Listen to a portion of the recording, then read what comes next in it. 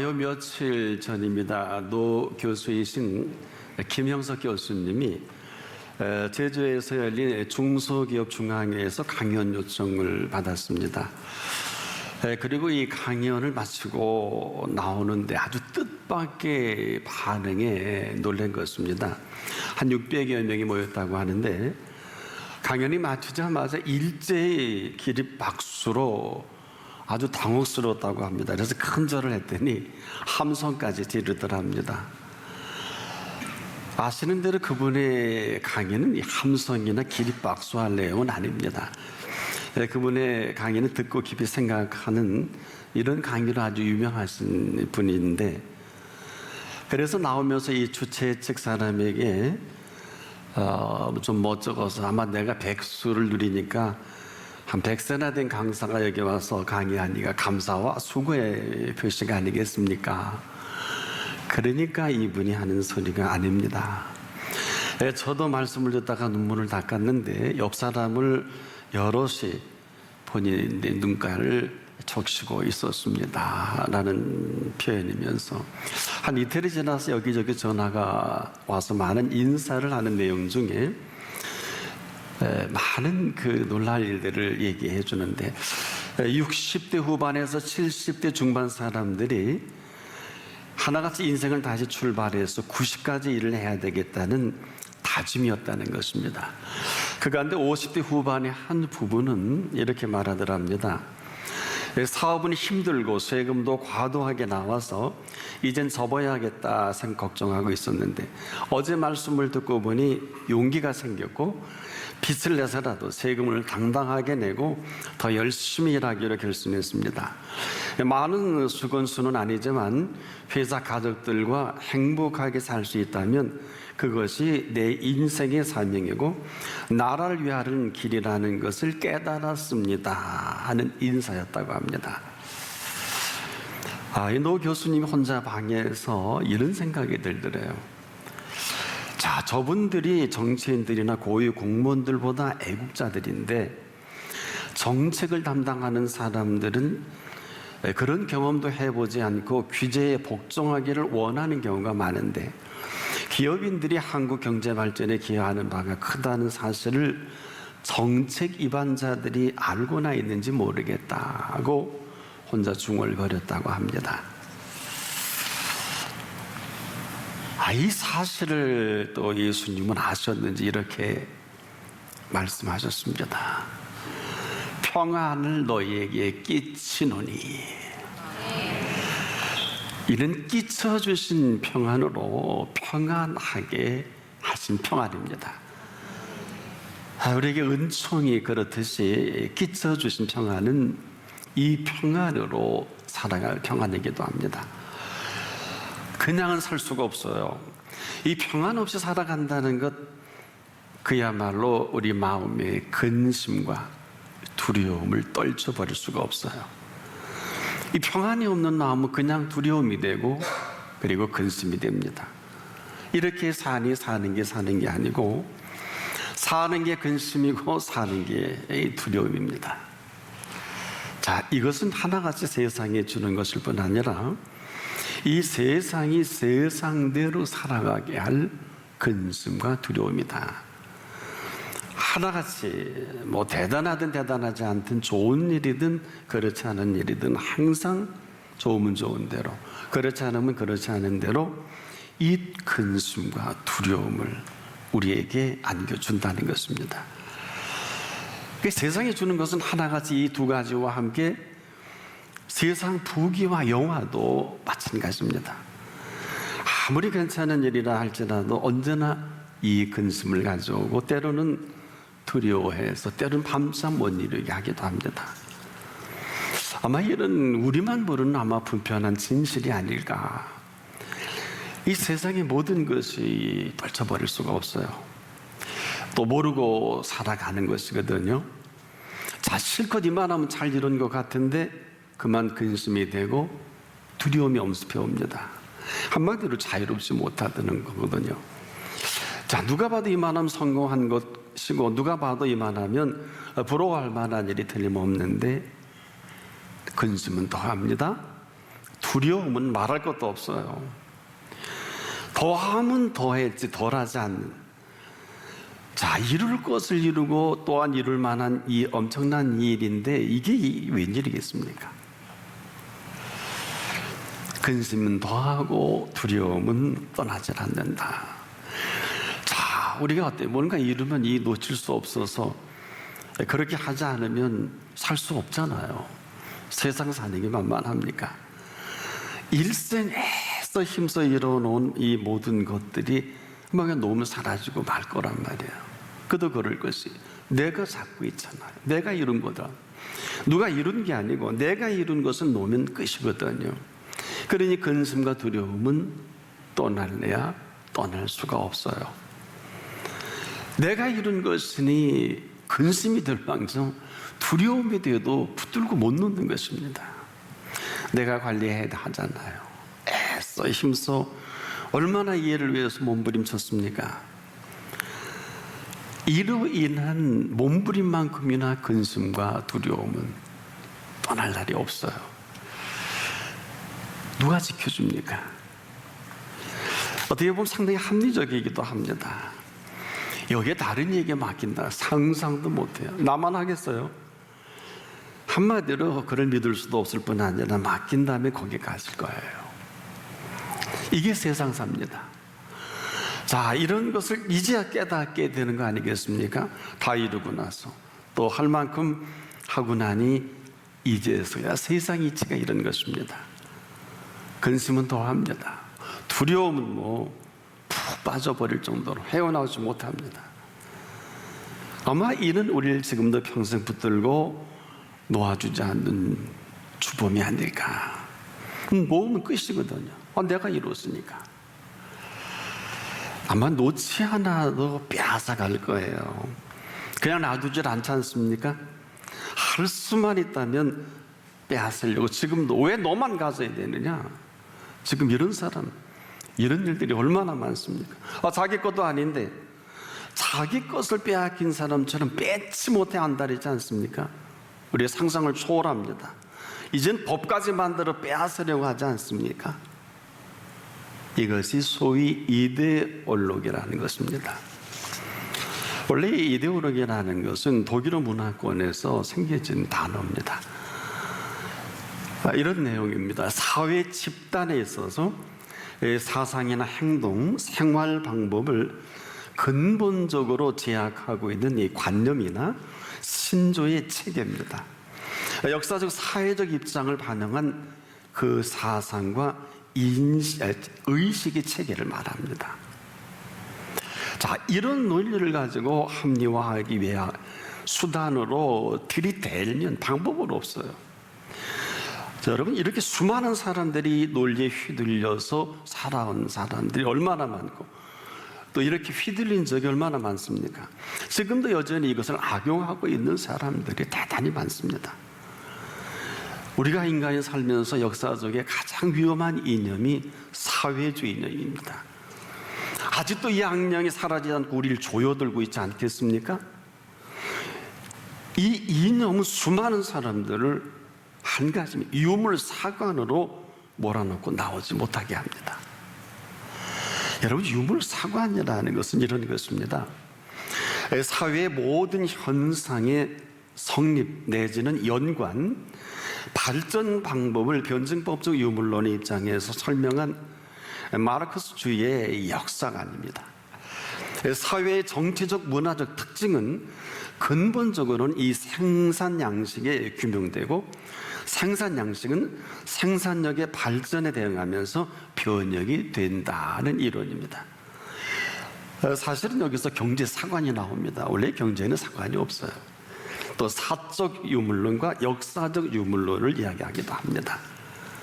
그래서 이 모든 사회적 그 근거를 이 변증법적 유물론의 입장에서 설명하려고 드는 것입니다. 자, 왜 이렇게 심각할까요? 이 유물사관에는 물질만 있고 절대자는 없어요.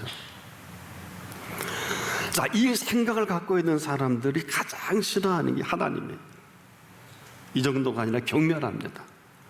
혹 인정하는 사람들이 있긴 합니다만은 인정을 해도 변증법적인 근거로 인정하려고 하는 한계가 있어요. 더 정확히 말씀을 드리면 인본주의적인 입장에서의 신관입니다. 신앙을 이 사람들이 운운합니다만은 이 선을 넘지 못합니다. 한마디로 내가 보는 그리스도요, 내가 보는 하나님이요, 내가 보는 성령님입니다. 그 이상 그 이하도 아니에요. 결코 이를 벗어나지 않습니다.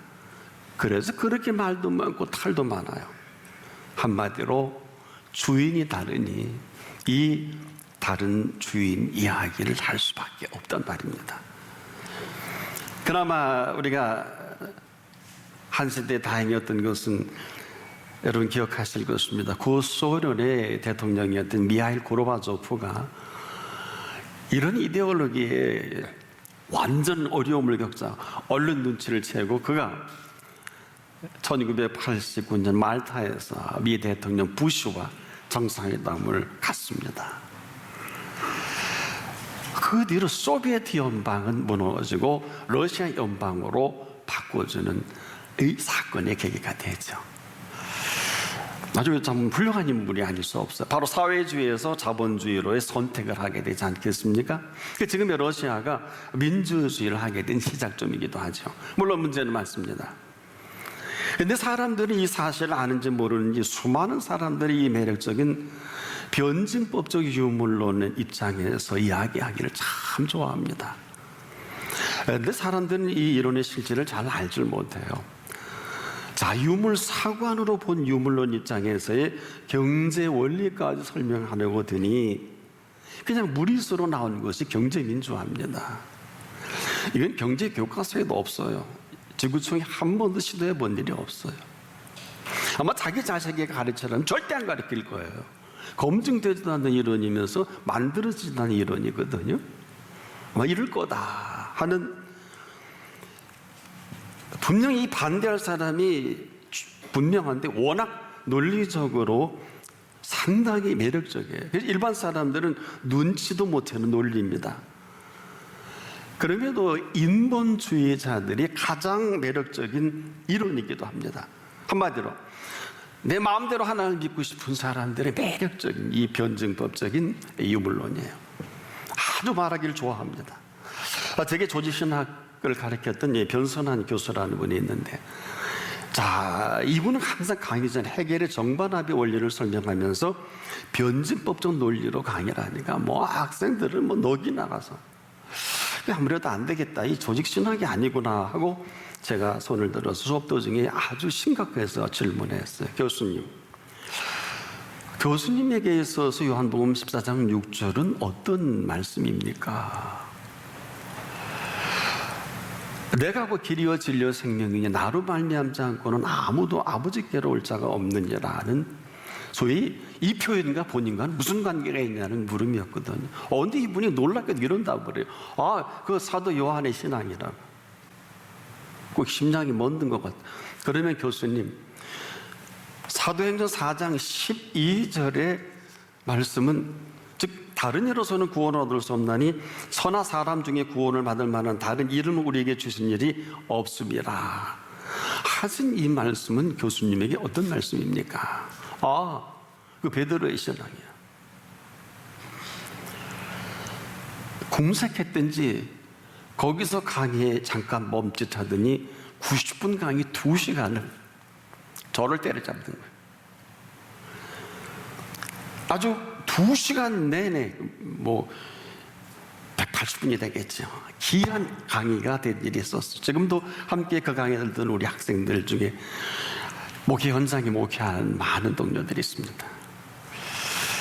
결국 인본주의 선을 넘지 못한 이 신앙 이야기를 사람들은 하고 싶어 하면서 모르지 않다는 거예요. 압니다. 그런데 그렇게 살고 싶은 거예요. 머리는 좋아요. 당시에도 한국의 3대 조직신학자 중에 한 분이었습니다. 자, 어려운 사회주의 유물사고나 역사를 보고 싶어하는 이 현실입니다. 그래서 이 유물론을 이야기하고 싶어하는 사람들이 꼭 경제민주화를 얘기합니다. 여러분, 경제를 아시나요? 경제라는 것은 경세재민의 준말입니다. 그 뜻은 이래요. 세상을 경영해 주 민중의 삶을 편안하게 한다. 얼마나 대단한 뜻입니까? 여러분, 경제와, 즉 우리가 학문이 만나 경제하게 됐는데, 경제가 뭡니까? 재화의 용력의 생산과 분배와 소비라는 현대 경제학의 정의보다 이것은 넓고 깊게 이해할 경제 재민이거든요. 여러분 어떻게 생각이 드세요? 자기 자녀에게는 이러한 논리를 가르치도 않으면서 다른 사람에게는 가르치려고 합니다. 아주 유명한 교육감, 현재 교육감 한 사람이 자기 자녀는 외국에 보내고 나서 다른 사람들이 보낼 수 없게 폐지해버렸잖아요. 이런 이율 배반이 어디 있어요? 아주 거침이 없습니다. 자, 이거 왜 그럴까요? 우리가 이 모든 일, 무슨 일이 일어나든지 저나 여러분 지금 잘 살피지 않으면 아주 이런 희한한 논리에 갇혀서 헤어나지 못합니다. 내 놀랍게도 그 실상의 근거가 어디 있는 줄 아십니까? 근심과 두려움입니다. 본인들도 몰라요. 이 이념에 푹 빠진 사람들은 하나같이 자기가 평화를 갖다 줄 수 있는 줄 착각을 합니다. 그리고 자기만의 행복을 갖다 줄 수 있는 것처럼 이야기합니다. 참 어처구니가 없어요. 무슨 대단한 평화의 세대가 오는 것처럼 말합니다. 어림도 없습니다. 전직 대통령들 가운데 인입에 빠져 일생 헤어나지 못한 여러분이 있기도 합니다. 한마디로 이렇게 정의할 수 있겠습니다. 죄인인 사람이 할 수 있는 가장 잘하는 일은 죄 짓는 일입니다. 믿음이 없는 사람들이 가장 잘 볼 수 있는 게 어떤 걸까요? 믿음이 없는 사람들은 믿음이 없는 사람을 골라서 가장 잘 봅니다. 그래서 믿어서는 안 되는 일을 가장 잘 보고 믿습니다. 그 이유는 본인이 믿음이 없으니까 믿음이 없는 사람이 잘 보이는 거예요. 여러분, 믿음이 없는데 무슨 수로 상대방을 신뢰할 수 있겠습니까? 뭐 굳이 그래야 한다면 망할 때 망하고 끝날 때 끝나더라도 믿음 없는 사람끼리 그냥 믿고 살아갈 수밖에 없어요. 사랑하는 이 휘둘림에서 결코 누가 자유로울 수 있을까요? 한마디로 평안을 잃어버린 세대다. 이는 오직 위로 주시는 이 평안만이 이 모든 것에서 자유롭게 합니다. 우리가 자유로워지는 게 아니라 자유롭게 해주시는 그 자유함으로 자유로울 수가 있어요. 그래서 예수님이 그렇게 심각하게 평안을 너에게 끼치노니, 왜 로마 황제에게, 왜 헤롯 왕에게 할 말이 없었겠고 대제사장과 바리새인들에게 왜 할 말이 없었겠습니까? 그러나 저들이 근심과 두려움이에요. 그 많은 지도자들이 하나같이 예수가 왕이라고 하니까 저 왕을 없애라. 왜 없앨까요? 겁나는 거 아니에요? 두려움이에요. 한마디로 그 613가지 십계명과 613가지의 율법을 해박하게 학문화시킨 어마어마한 학자들도 근심과 두려움으로 예수를 본단 말이에요. 이 얼마나 슬픈 일입니까? 그리고 예수님이 지적한 대로 이 평안을 상실한 이들이 할 수 있는 것은 그냥 내버려 두면 끝이니까 내가 너에게 주는 것은 세상이 주는 것 같지 아니하니라. 너희는 마음에 근심도 말고 두려워하지도 말라. 오직 이 선택만이 그들이 살 길입니다. 오늘도 마찬가지. 오늘 저나 여러분이 살 길을 어디서 답을 얻을 수 있을까요? 정확한 표현해 주셨지 않습니까? 평안을 너에게 끼쳐놓으니 나의 평안을 너에게 주노라. 내가 주는 것은 세상이 주는 것 같지 아니하니라. 지금 어때요? 죄송하죠. 우리는 세상이 주는 것에 다 혈안이 되어 있잖아요. 이 세상에 있는 모든 것들을 우리가 얻기 위해서 지금 얼마나 노력을 하고 애쓰고 힘씁니까? 절대로 잘못된 것 아닙니다. 그러나 예수 그리스도 앞에서는 어긋나도 보통 어긋나는 게 아니에요. 내가 너에게 주는 것은 아무것도 없으니 뭘로 살래? 오늘 이렇게 묻고 계시는 거예요. 여러분 뭘로 사실래요? 세상의 모든 주는 것으로도 염려와 근심이 떠날 날이 없는데 오늘 저나 여러분이 겸손히 이 앞에 서 있다는 것입니다.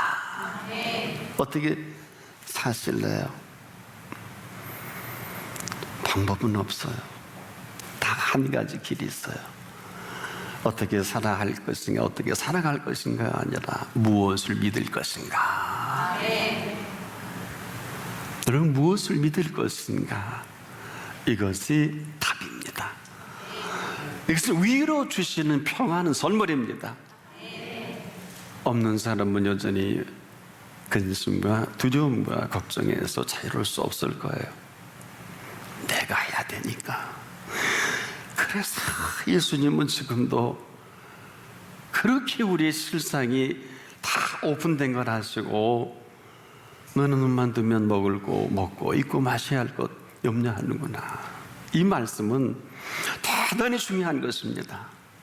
무엇을 먹을까, 무엇을 마실까, 무엇을 입을까 염려하지 말라 정해 주셨어요. 이는 저나 여러분이 아니라 다 이방인들이 구하는 것이라. 만약에 우리가 이 강을 건너지 않으면 그냥 건너지 않고 목회자가 되든 선교사가 되든 교회 지도자가 되든 노심초사 우리는 무엇을 먹을까 마실까 입을까 자유롭지 못해요. 그런 거예요. 왜 저 사람은 예수 믿는데 이렇게 힘들지? 힘들게 사는 거거든요. 언제 힘들게 살라 그랬어요? 여러분 성경을 정확히 보세요. 수고하고 무거운 짐진 자들을 부르신 이유입니다. 그리고 너희가 짐을 내려놔라 그런 말씀하신 일 없어요. 내가 너희를 쉬게 하리라. 그러니 내려놓으면 또 짊어지죠. 아무리 베스트셀러가 되고 아무리 우리가 하긴 그래 여행하다 짐을 내려놓으면 그렇게 좋대요. 가방도 내려놓으면 살 것 같아요. 근데 그거 없이 여행이 가능할까요?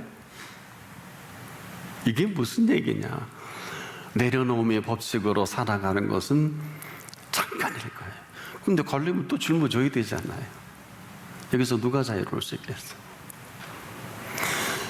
이것이 기본을 모르는 거예요. 기본을 언제 내려놓으라 그랬어요? 주님은 우리가 내려놓기를 원하시는 게 아니라 짊어진 짐을 아무리 짊어져도 힘들지 않게 힘 주시겠다는 거예요. 왜 다윗이 기도가 우리에게 크게 다가왔습니다. 나의 힘이 되신 여호와야, 내가 주를 사랑합니다. 그래 수고하고 무거운 짐진 자라 다 내게로 오라 그랬지 내려놔라 한 일이 없는데 왜 거짓말을 합니까? 안 그래요? 왜 거짓말을 해요? 하나님 앞에서 자기도 못 지면서 자식 짐 지고 갈 자신이 있으세요? 저도 수십 년 켜보니까 만만치 않대요. 여러분 얼마나 힘듭니까? 이 노 교수가 제주도까지 가서 백선화된 금원 가지고 600명 앞에서 평생에 처음으로 눈물을 흘리는 강연을 해본 거라 아마 그는 그렇게 글을 쓰지 않을 수 없었을 거예요. 충격이 충격. 철학 강의에 무슨 박수가 나옵니까? 아니 유명한 철학자 아니십니까? 생각하고 또 깊이 정리하고 우리에게 참 스스로 많은 일들을 정리하는. 근데 그게 아니라 눈물을 흘리고 들어야 될 철학 강의라면 이건 극과 극 아닐까요? 얼마나 힘들까. 사랑하는 여러분 속지 않기를 바랍니다. 다 내게로 오라. 자신 있으십니다. 내가 너희를 쉬게 하리라. 나는 마음이 온유하고 겸손히 내게 와서 배우라 그랬잖아요. 내 멍에는 쉽고 즐겁다고 했습니다. 여러분 깊이 생각하셔야 돼요. 평안을 끼친다는 것은 하나님의 통치가 임하는 것을 말합니다. 평안한 하나님의 사람들에게 영원한 생명의 통치가 시작되는 것을 평안이라 속지 않기를 바랍니다. 그래서 우리는 이 노래 부르기를 우리가 주저하지 않는 이유예요. 평화, 평화, 평화로다. 하늘 위에서 내려오니. 이것은 지금도 모든 통치가 이전과 이후로 확연하게 나뉘는 통치를 말합니다. 그래서 세상이 주는 것 같이 아니하니라, 이렇게 친히 정리해 주시고, 우리가 혼란스러울까 봐. 우린 지금도 세상 게 좋거든요. 세상 거에 지금도 연연해 있잖아요. 사실 잘못된 건 아니지만 참 어려운 거예요. 하나님이 주시는 게 10,000개라면 세상 통해서 얻는 건 5가지밖에 안 되거든요. 이 9,995가지가 아직도 준비되어 있으니까 주님은 우리를 질타하고 정죄하기보다는 참 미련하구나. 넌 죽어도, 너는 도둑도 못 먹냐? 내가 그렇게 주길 원하는데 너는 거부하냐? 아마 이 거부가 그분 앞에 설 때 대단히 심각할 거예요. 그래서 이 거부가 죄가 되고 악이 되는 걸 아십니까? 우린 그렇지 않잖아요. 그럼에도 오늘 예수님께서는 내가 너에게 주는 것은 세상이 주는 것 같지 아니라 너희는 마음이 근심도 말고 두려워하지도 말라. 명하신 이유는 책임을 지시고 싶으셔서. 명을 따른 사람에게는 그 명을 따르는 보상이 확실합니다. 오늘 이 시간 그런 생애가 시작되기를 축복합니다.